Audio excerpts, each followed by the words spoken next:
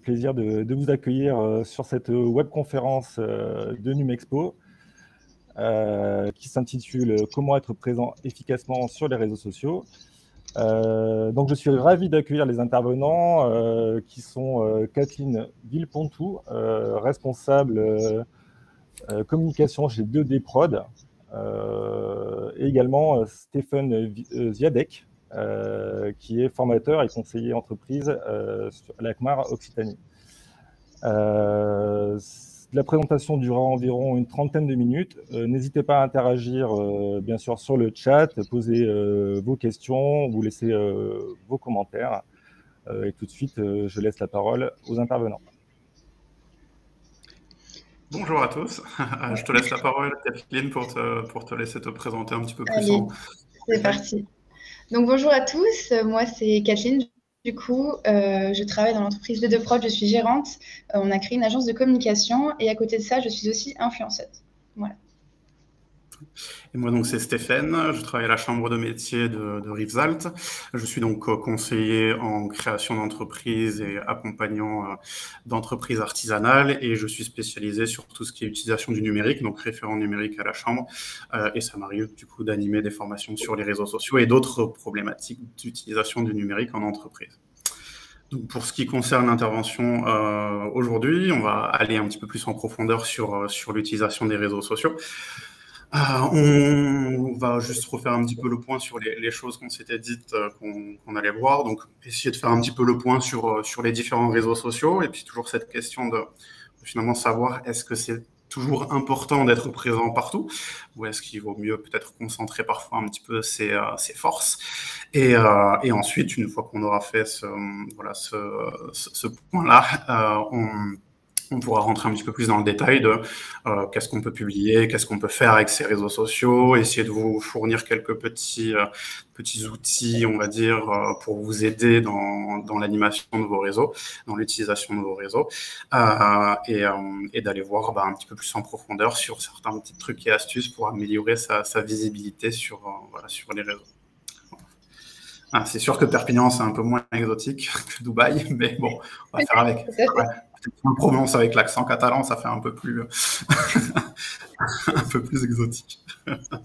Alors voilà, donc l'idée, c'est qu'on va essayer de présenter ça comme ça. On va essayer de s'appuyer aussi un petit peu sur l'expérience de Kathleen, puisque voilà, c'est son métier et elle va à fond là-dedans sur aider des entreprises sur leur communication en ligne pour essayer d'illustrer à chaque fois avec des exemples, avec des possibilités, des choses à voir pour essayer d'être mieux présent et plus efficacement sur les réseaux.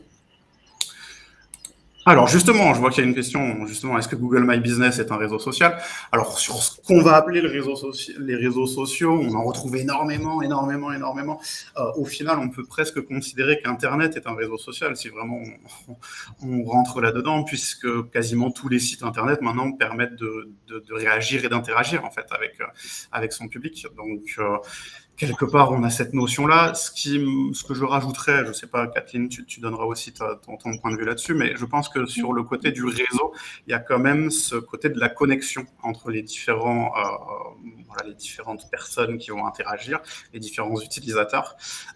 Et du coup, je pense que Google My Business, dans ce sens-là, n'est pas forcément un réseau social, puisqu'il n'y a pas cette notion vraiment de suivi d'une plateforme sur laquelle on va se connecter, où on va avoir les informations un peu au fur et à mesure de l'entreprise ou de la personne que l'on souhaite suivre. Ce qui est par contre différent sur notamment les réseaux qu'on vous a mis en avant ici. On va retrouver, donc juste pour faire un petit peu le point, je pense que vous les reconnaissez peut-être tous, on va les citer dans l'ordre. Facebook, premier, le connu, on dit souvent le premier réseau social, même si ce n'est pas vraiment le cas, c'est en tout cas celui qui a un peu l'hégémonie. Sur LinkedIn, donc juste après celui qui est à droite, plutôt orienté professionnel, une communication entre professionnels, B2B, qui ressemble très étrangement à Facebook, mais qui a cette notion d'être beaucoup plus sur de la communication pro. YouTube, le géant de la vidéo, on va dire, vidéo plutôt sur du format un petit peu plus long, entre guillemets. Instagram, donc le réseau visuel, le réseau de photos, le réseau de vidéos, le réseau qui monte aussi. Pinterest, que parfois on ne connaît pas forcément, mais qui peut être intéressant. C'était une boîte à idées à la base. On est plutôt sur un modèle de boîte à idées, de récupérer un petit peu à droite à gauche des informations qui nous plaisent sur Internet. C'était ça la base. Et maintenant, on peut l'utiliser dans la communication d'entreprise aussi. Et puis, les deux jeunes, Snapchat, le petit fantôme jaune qui existe depuis un petit moment, qui a introduit, lui, la notion de faire disparaître ses contenus une fois qu'on les a publiés. Un petit peu sur cette mode de là aussi que c'est arrivé.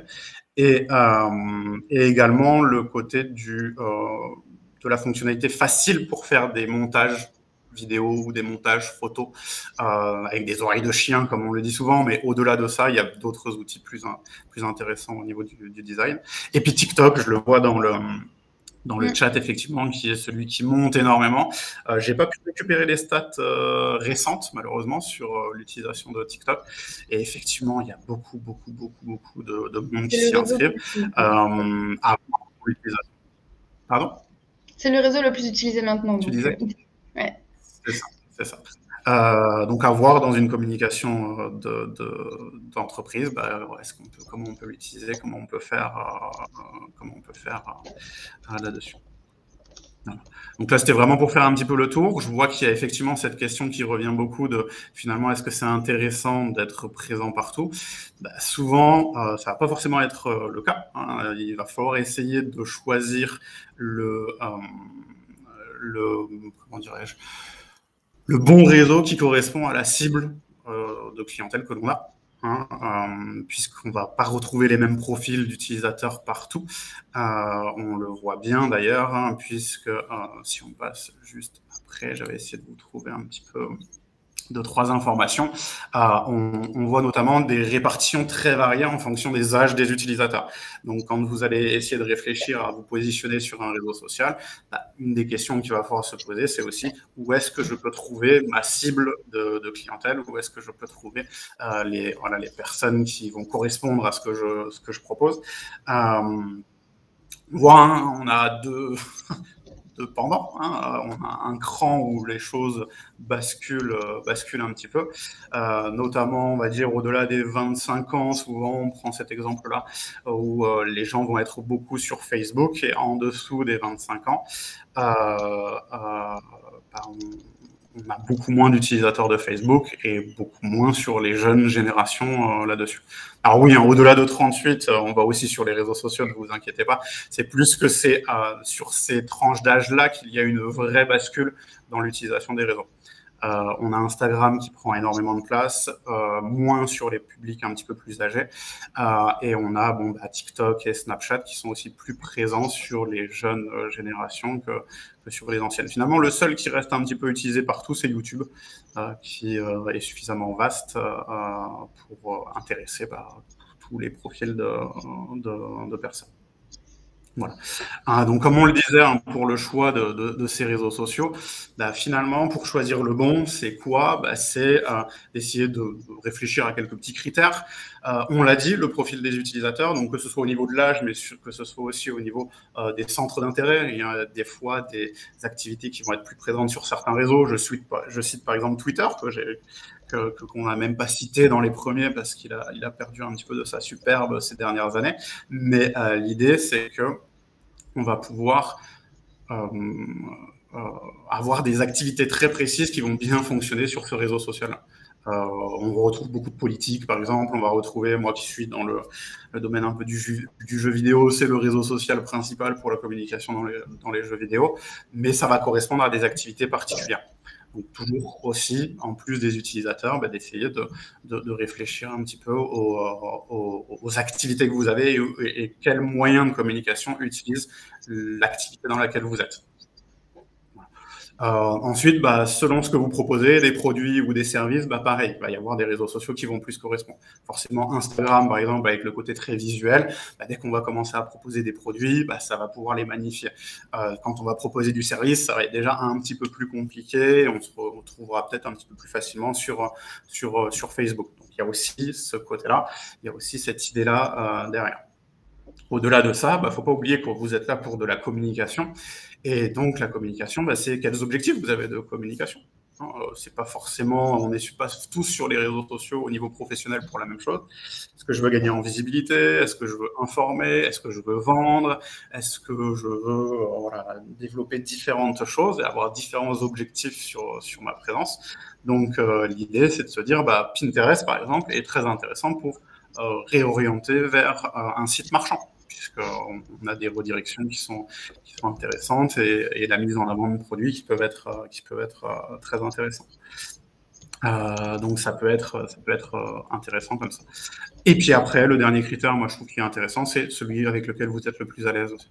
Si vous êtes déjà présent sur un réseau, que vous avez déjà l'habitude de ce réseau, que vous suivez un petit peu ce qui s'y passe et que vous avez l'habitude un peu des codes, ça va être intéressant aussi de pouvoir vous glisser là-dedans, même si c'est pas forcément celui qui correspond le plus, celui qui est le plus intéressant pour votre activité.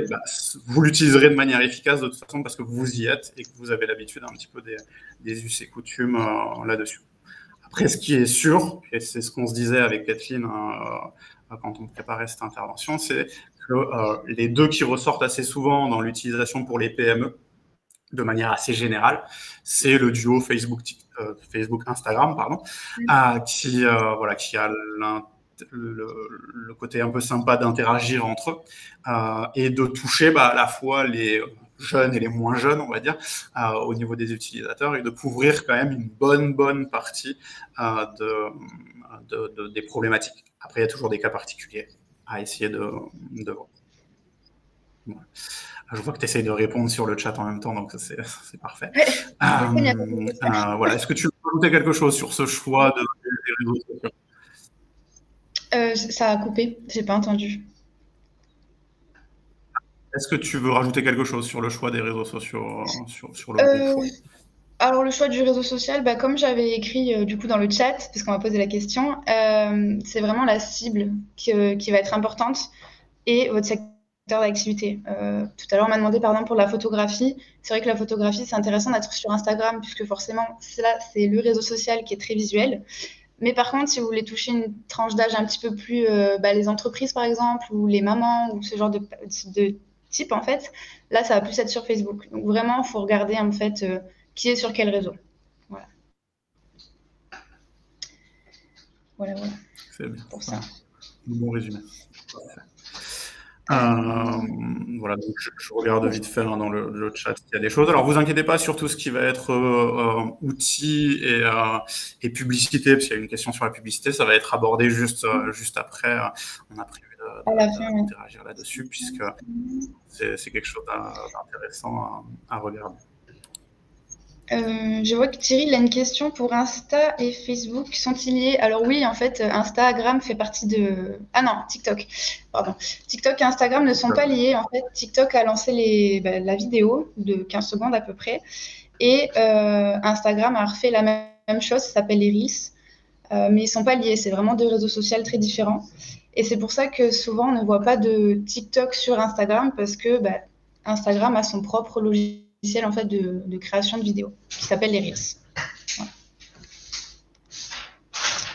Voilà. Du coup, je vais passer à la suite. Donc là, on va aborder un petit peu plus en détail la création de contenu en fait en elle-même. Donc comment créer, illustrer, publier, etc. Donc déjà, on va commencer par le fond. Donc, qu'est-ce qu'on peut publier sur les réseaux sociaux? Dans un sens, vous allez me dire, c'est assez logique. Les offres, c'est ce que tout le monde publie en général. Mais il faut savoir qu'il ne faut pas publier que vos offres. Il faut aussi publier de l'humain. Donc, par exemple, si vous êtes une équipe, que vous soyez seul ou à plusieurs, c'est intéressant de faire des publications sur vous et votre équipe parce que c'est ce qui fera vivre en fait vos réseaux sociaux et votre communauté va vraiment s'attacher à votre personnage, si je puis dire. Vous allez un petit peu devenir les influenceurs de votre entreprise. Et pour avoir une trentaine de clients par mois maintenant, c'est vrai que dès qu'on partage de l'humain, ça fonctionne beaucoup plus et il y a beaucoup plus d'interaction. Donc ça, c'est vrai que les entreprises ne veulent pas le mettre en avant, mais vraiment, je vous le conseille, mettez-vous en avant, vous et votre équipe. Donc il y a ça.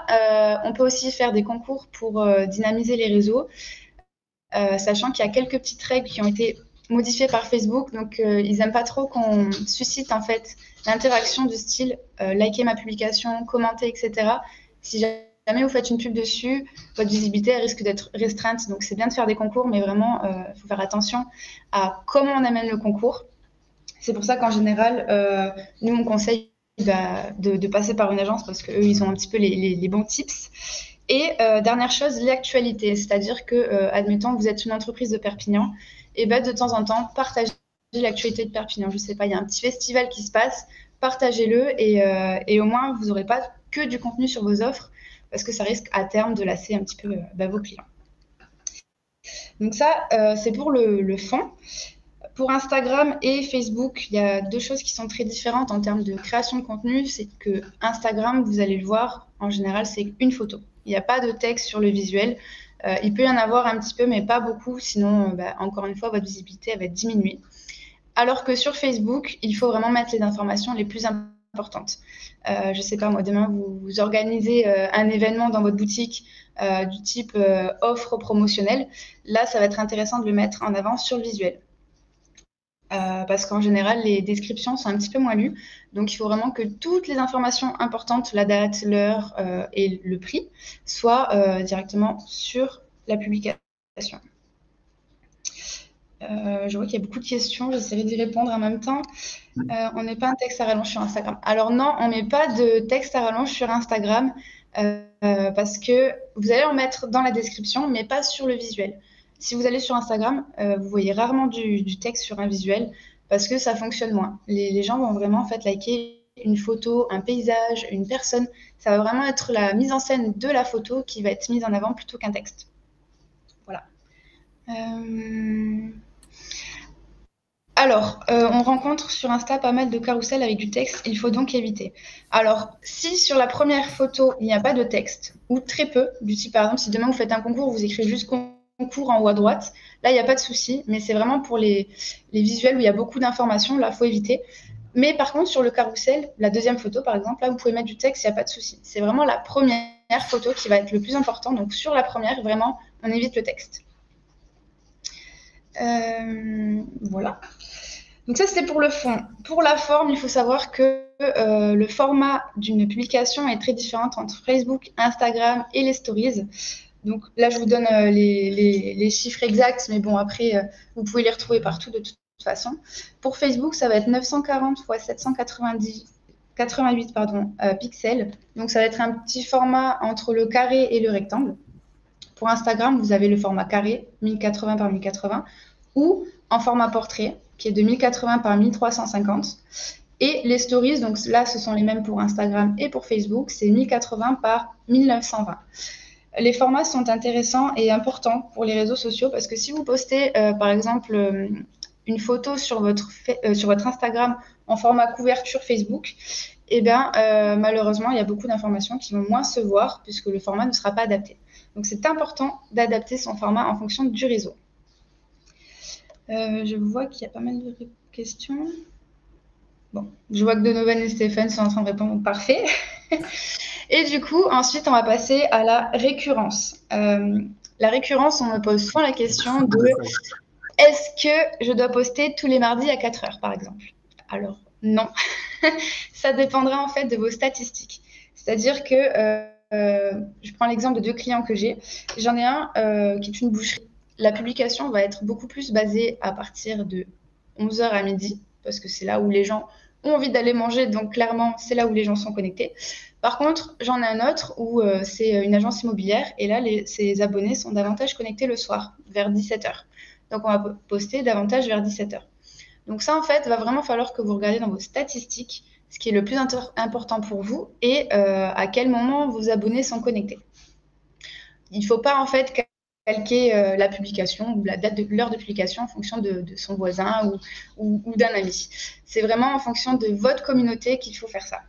Après, pour les jours, c'est pareil, ça dépendra aussi de votre activité.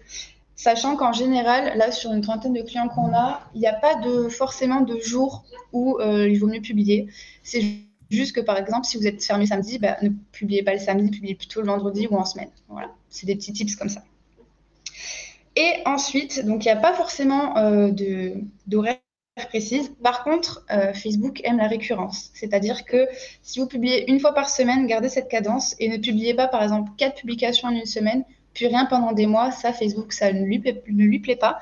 Et ça va vous diminuer votre visibilité. Donc, clairement, faites attention à ça. Vaut mieux publier 2 fois par mois, mais publier tous les mois, que de publier 15 fois dans un mois et ne rien publier après pendant plusieurs moments. Bon, parfait, je vois que ça répond. Et du coup, on posait tout à l'heure la question, donc ça tombe bien. Comment créer des visuels? Donc là, vous avez un logiciel qui est assez simple, c'est Canva. Pour le coup, c'est très, très bien fait. Vous avez des visuels, en fait, tout faits, qui vous permettent de gagner du temps. N'importe quel format, hein, Stories, Facebook, Instagram, LinkedIn, enfin, il y a vraiment de tout. Donc, si vous ne connaissez pas le logiciel, franchement, utilisez-le parce que ça va vous faire gagner un temps énorme. Et c'est très simple à utiliser. Et après, il y a aussi donc, la partie gratuite est très efficace. Par contre, si vous voulez utiliser des images libres de droit avec l'outil, en fait, c'est aussi possible et ça coûte 100 € par an, je crois. Donc, c'est vraiment rien du tout. Et ça peut vous aider à gagner du temps sur les images. Comment illustrer? Donc là, pour les photos, il faut savoir que, encore une fois, il faut soit que vous postiez vos propres photos, soit que vous utilisez des photos libres de droit. Et là, il y a plusieurs logiciels comme Pixabay, Unsplash, Pexel. Donc là, on en a quelques-uns sur le diapo que vous pouvez réutiliser. Et là, vous pouvez les utiliser sans en acheter de photos. Et enfin, comment publier? Je sais que la publication sur les réseaux sociaux prend énormément de temps. C'est pour ça que Facebook a lancé Creator Studio. Donc, c'est vraiment relié à Facebook et Instagram. C'est très simple d'utilisation, encore une fois. Il suffit juste de vous connecter. Et par exemple, si vous n'avez pas le temps en fait, de publier, vous pouvez vous prendre une demi-journée, par exemple, en début de mois, pour créer tous vos visuels avec Canva et la photo avec Illustrator, avec Pixabay, pardon. Et après, vous pouvez les programmer avec Creator Studio. Vous pouvez programmer sur Facebook et sur Instagram. Donc, franchement, ça vous fait gagner un temps dingue, quoi. Creator Studio est pareil que Facebook Business. Alors, oui, c'est un petit peu le même style. En fait, Facebook Business se transforme, entre guillemets, en Creator Studio. Doit-on payer une pub réseaux sociaux? Alors, pour les pubs, j'en parlerai après. Mais oui, effectivement, c'est intéressant de faire de la pub. Donc, voilà pour la partie création de contenu. Ensuite, on va parler du coup des stories et des groupes Facebook. Donc là, plutôt dans la diffusion. Les stories, donc ça, on me demande souvent aussi, est-ce que je dois en poster tous les jours ou pas? Plus vous allez en poster, en fait, plus ça va être intéressant. Maintenant, quel contenu mettre? Ça, il faut que vous publiez, en fait. Déjà, si vous voulez gagner du temps, vous pouvez refaire, en fait, votre publication que vous avez créée pour votre page Facebook et la mettre au format stories. Comme ça, par exemple, vous publiez le mardi en format Facebook et le jeudi, vous publiez le stories. Ça dure 24 heures. Et en publiant votre stories, en fait, les personnes qui n'ont pas forcément vu votre publication du mardi, eh ben, elles le verront le jeudi. Donc ça, c'est intéressant. Et ce qui est intéressant aussi, c'est le contenu spontané. Demain, je ne sais pas moi, vous êtes dans votre entreprise, il y a un baby-foot, par exemple, vous êtes en train de faire une partie ou quoi, et bien postez-le sur vos réseaux sociaux parce que ça va susciter l'interaction. Et c'est toujours intéressant, en fait, d'avoir du contenu comme ça, beaucoup plus frais et pas forcément travaillé. Et dernière chose, pour les stories, je vous conseille vraiment d'utiliser toutes les fonctions d'Instagram ou de Facebook, comme tout ce qui va être sondage, les questions, les gifs. En fait, plus vous allez dynamiser votre story et plus vous allez susciter l'interaction, plus en fait vous allez avoir de vues sur votre stories, puisque les gens vont interagir avec votre stories. Et du coup, Facebook ou Instagram va davantage la mettre en avant. Est-ce que vous avez des questions par rapport à ça ? Non, c'est bon, je vois que Stéphane est à fond dans les réponses. Du coup, autre chose pour la diffusion de vos visuels, il y a les groupes. Les groupes, il faut savoir bien les utiliser parce qu'il y en a énormément. Et du coup, je vais vous donner quelques petits tips et quelques petites attentions pour bien les utiliser. Alors déjà, il va falloir trouver des groupes qui soient adaptés à votre contenu. C'est-à-dire que la géolocalisation va être importante, sauf si demain, vous avez une boutique en ligne, par exemple, de vêtements, où là, vous touchez la France entière, voire le monde. Là, c'est différent. Mais si vous êtes un boucher, par exemple, du coin, je vous conseille vraiment de trouver des groupes avec, par exemple, vous êtes à Perpignan, trouvez des groupes du type les activités à faire à Perpignan ou autre. Ça, c'est une première chose. Deuxième chose, un petit peu plus adapté à votre secteur. Donc, par exemple, je prends toujours l'exemple des bouchers. Il y a des groupes, les bouchers de France ou alors les commerces de Perpignan. Enfin, voilà, il y a des petits groupes comme ça et c'est intéressant de vous mettre dedans. Donc, le thème du groupe et la géolocalisation sont très importantes. Il y a aussi, qui est très important, le nombre de personnes dans votre groupe. Parce que si vous intégrez un groupe où il y a une dizaine de personnes, eh ben, ça ne sert pas forcément à quelque chose. Par contre, si vous intégrez un groupe où il y a 1000, 2000, 3000 personnes, vous savez en fait que vous allez toucher du monde. Et là, c'est important et intéressant pour vous. Pour intégrer les groupes, vous verrez que souvent, vous allez pouvoir l'intégrer en tant que votre profil personnel. Mais maintenant, de plus en plus de groupes en fait l'autorisent aux pages. Et si vous pouvez, franchement, intégrer le groupe en tant que votre page, comme ça, c'est directement le nom de votre entreprise qui postera sur le groupe. Et là, c'est beaucoup plus intéressant. Et attention aussi aux conditions pour les groupes, parce que certains groupes n'acceptent pas, par exemple, la pub. Voilà. Enfin, on va passer sur les publicités, chose qu'on m'a beaucoup demandé. Donc, les publicités, c'est intéressant à faire. Voilà. Il faut savoir que si vous avez un certain nombre d'abonnés, Facebook le montre qu'à 10% de vos abonnés. Donc, ce qui est rien du tout. Donc, faire de la publicité, c'est intéressant, mais il faut qu'elle soit bien faite. Je vous prends l'exemple d'un de mes clients, là, ce mois-ci. Il a voulu faire une publication et il a sponsorisé tout seul. Il a sponsorisé, sauf que Facebook, maintenant, s'amuse à faire un ciblage vraiment très aléatoire. C'est-à-dire que mon client, en fait, a juste appuyé sur le bouton sponsoriser. Il était content, il a mis une quinzaine d'euros. Sauf que le ciblage, c'était au Bangladesh, si je me souviens bien, et les centres d'intérêt, c'était Amazon, cosmétiques, enfin vraiment plein de choses qui n'avaient rien à voir, et encore moins avec son secteur, surtout que lui, il était basé à Perpignan. Donc il était content, mais derrière, il y a eu 0 retour. Donc, il faut vraiment faire attention à la publicité. Il faut vraiment bien la faire et réfléchir à comment on la fait. C'est-à-dire qu'il faut prendre son temps déjà, à regarder vraiment tout ce qui est possible de faire sur la publicité. On va choisir l'âge et le lieu, qui sont la base en fait de la publicité. Mais après, il y a beaucoup de choses que beaucoup de personnes oublient en fait. Ce sont les caractéristiques. Je vous prends un exemple. Là, on a une photographe. Elle voulait vraiment se baser sur les personnes qui se mariaient.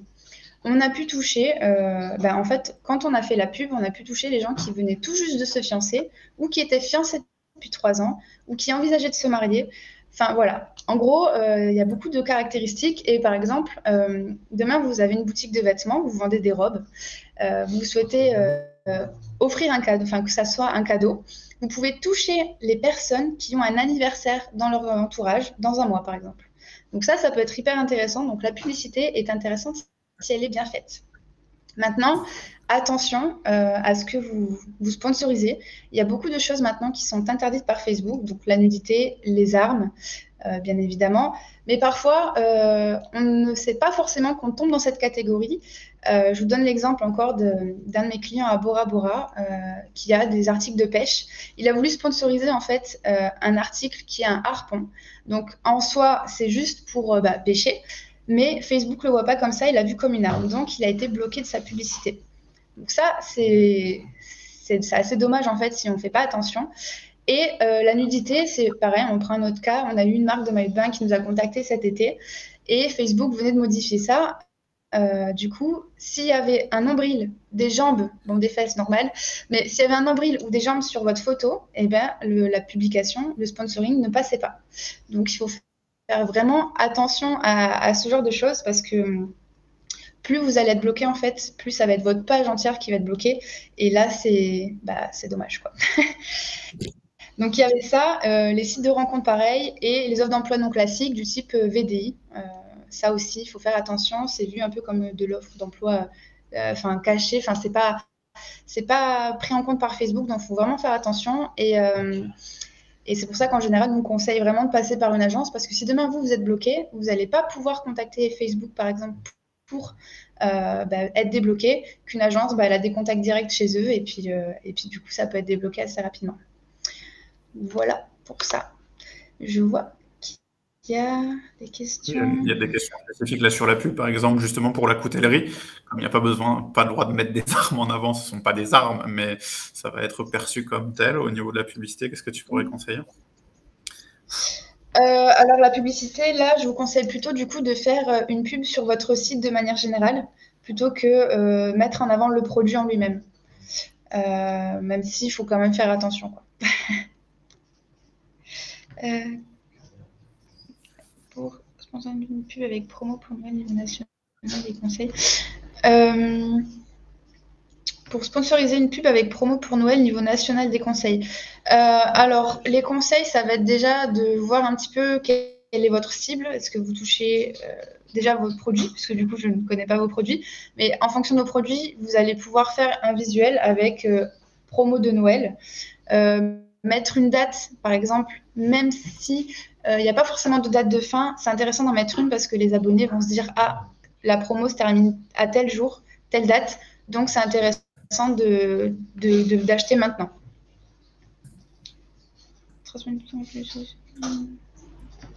Transmettre une vidéo qu'on l'a publiée sur Facebook et la passer sur Insta. Je n'ai pas compris. Est-ce possible? Alors oui, si c'est une vidéo que vous avez publiée, que vous avez créée, vous pouvez la mettre sur Instagram, soit en Reels, si elle dure moins de 15 secondes, soit en IGTV, si elle dure maximum 1 heure. Donc oui, c'est possible, c'est juste que le format sera adapté.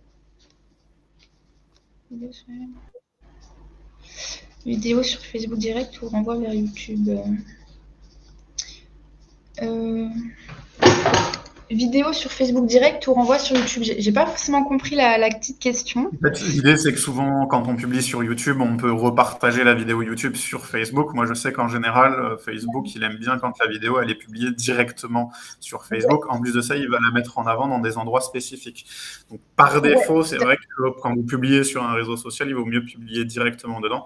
Là, je l'ai mis en mode Facebook et YouTube, ils s'aiment pas trop, mais souvent, voilà, votre vidéo, elle sera mieux gérée, mieux traitée si vous la publiez. Ça ne vous empêche pas de mettre éventuellement le lien vers la vidéo YouTube dans la publication, mais la vidéo, en tout cas, vous l'avez publiée directement sur Facebook.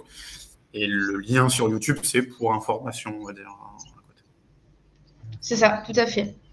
Cécile qui dit « Combien de pubs conseillez-vous par an? Je suis photographe. » Alors Cécile, tout dépend vraiment.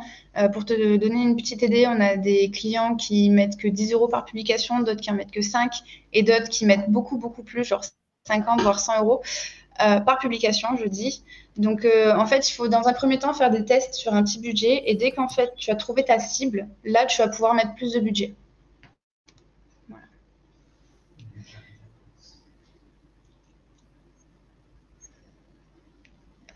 Alors, Florence, pour le coup de la vidéo de l'émission télé, elle est peut-être un petit peu trop longue pour le format Insta.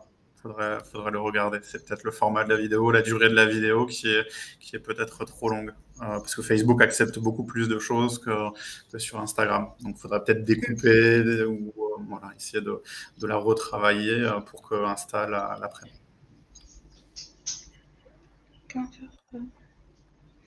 Je viens de créer une page Facebook et Instagram. Comment faire pour avoir de la visibilité? Hashtag sponsor concours.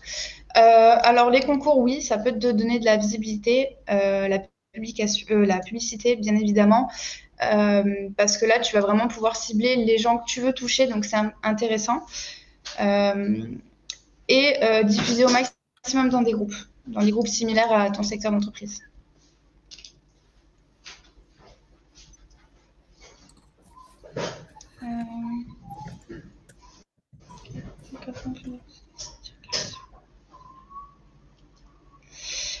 Pauline, concernant les stats Facebook sur la présence des fans en ligne, il est noté que les stats correspondent au fuseau pacifique, c'est-à-dire qu'il faut supprimer ou rajouter 7-8 heures pour connaître l'heure exacte de la présence de nos fans. Alors, Pauline, c'est ça, effectivement. Tu as répondu? Ok. Je suis en retard, alors attends, c'est en fait quand vous avez les stats pour les moments où sont connectées les personnes, c'est effectivement sur les statistiques et dans publication et pas dans personne, ce qui est bizarre. Mais il faut faire attention parce que la courbe qui vous est montrée est en heure pacifique, donc faut réajuster. Je sais jamais si c'est 6, 7, 8 heures, c'est dans ces eaux-là. Vérifiez-le. Parce que sinon, vous allez croire que tout le monde est réveillé à 2 heures du matin et qu'il n'y a personne à 18 heures le soir. C'est normal. Pour une activité de traiteur cuisine et pâtisserie, quels réseaux sociaux conseillez-vous en plus de Facebook et Instagram? Déjà, ces 2 réseaux sont très bien. Après, si par exemple, Amandine, vous souhaitez être traiteur pour des entreprises, vous pouvez vous mettre sur LinkedIn. Mais déjà, Facebook et Instagram, c'est les réseaux les plus adaptés. Hein.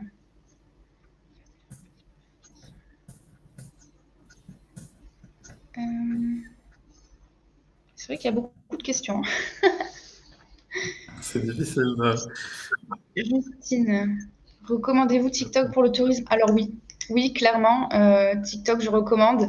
C'est vrai que si vous avez déjà été sur TikTok, vous verrez énormément de contenu. Et c'est vrai que le contenu voyage, tourisme, ça plaît beaucoup. Et en plus, on peut faire vraiment beaucoup de choses grâce à ce réseau. Donc clairement, oui, je vous le conseille. Sachant qu'après, si vous faites une vidéo sur TikTok, vous pouvez la créer en fait sur un autre logiciel et après la poster sur TikTok et sur votre Insta et sur votre Facebook. Donc ça peut, dans tous les cas, être intéressant, quoi. Voilà une question pour des sacs de créateurs artisanaux au niveau des réseaux sociaux. Tout ce qui est création visuelle, on a Instagram qui va bien fonctionner puisque vous êtes sur des produits. Après, moi, j'aime toujours bien citer quand même un petit peu Pinterest sur le côté de quand on a une boutique en ligne, sur des choses comme ça, un petit peu de création, sac, artisanat, mode, ce genre de choses. Ça peut être aussi un outil intéressant. D'autant plus si vous avez une boutique en ligne sur laquelle faire rebondir les publications que vous allez mettre dessus. Si vous n'avez pas de boutique en ligne, c'est moins intéressant. Très bon exemple. Pinterest, c'est un très bon exemple. Moi, pour vous donner une idée, je fais partie des 10 influenceuses les plus suivies sur Pinterest.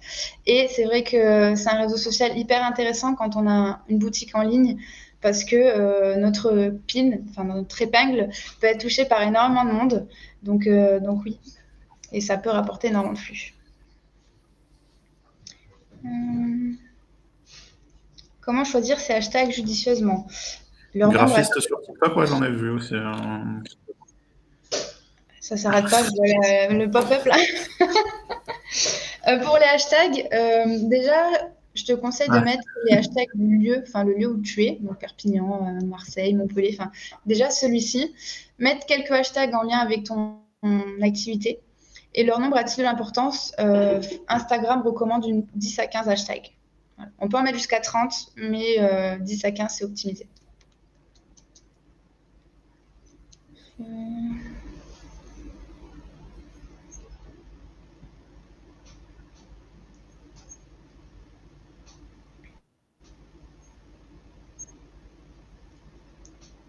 Je fais des fleurs de la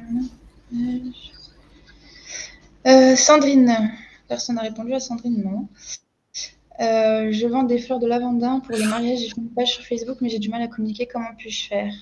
Je fais de la pub pour mon village, mes produits, mais je trouve que ça n'avance pas. Alors, pour la pub, il faudrait voir si elle est bien optimisée, si tu ne peux pas rajouter des petits éléments, en fait, pour qu'elle soit beaucoup plus ciblée. Et autre conseil, les groupes. Il y a beaucoup de groupes mariage, donc peut-être qu'en postant de temps en temps des publications sur des groupes mariage, ça peut être intéressant pour toi et trouver de nouveaux clients. Alors souvent, là, je vois quelques questions. Donc, Donovan avait répondu sur le côté TikTok. C'est vrai que TikTok, en fait, à peu près n'importe quelle activité peut y aller. Le seul truc, c'est que ça va pas être la même approche. On est vraiment sur une approche spécifique.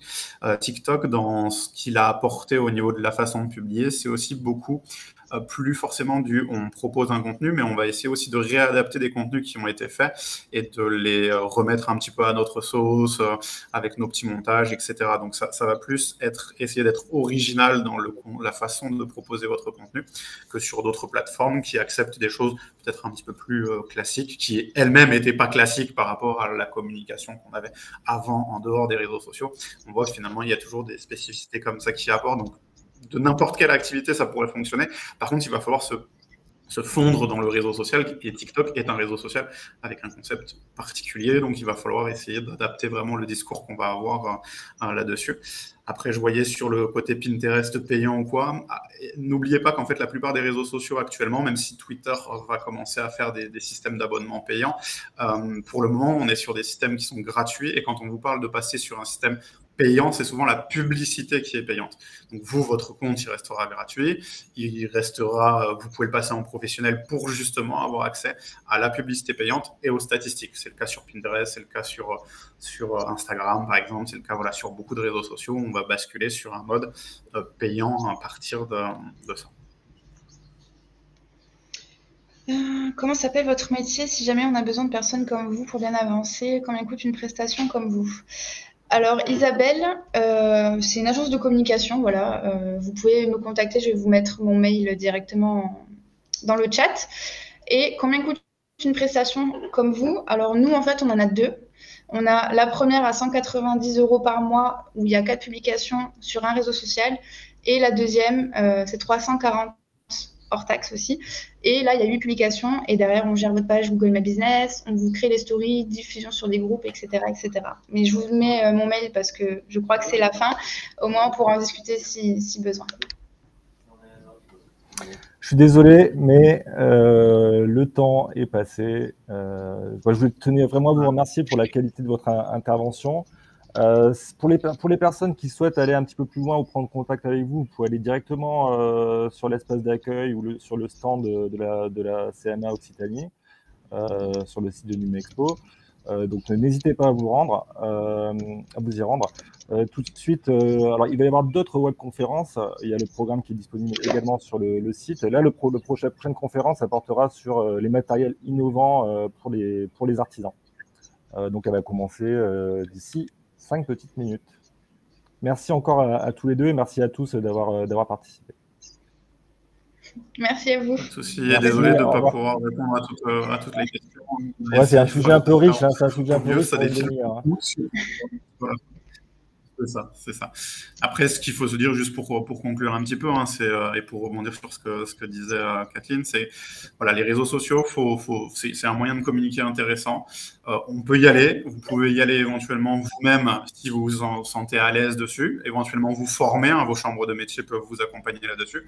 Et il peut se poser la question à un moment donné de est-ce que c'est mon rôle à moi de chef d'entreprise de le faire ou est-ce que je vais le faire à quelqu'un d'autre, comme vous le faites des fois avec la comptabilité, avec tout un tas d'autres choses. Et c'est là où les entreprises comme D2Prod peuvent aussi vous accompagner et vous permettre de ça. Ça va être à vous à un moment donné de faire ce choix entre est-ce que j'y vais, oui, non, et si j'y vais, est-ce que c'est moi qui m'en occupe ou est-ce que je le confie à quelqu'un d'autre? Les deux, vraiment, ça peut être quelque chose d'intéressant. Et n'hésitez pas à aller voir du coup le stand de D2Prod qui sont présents sur Numexpo pour en savoir un petit peu plus. C'est ça, tout à fait. Merci Stéphane du coup pour ce petit point. Allez, merci à tous les deux encore une fois et puis bon salon à tous.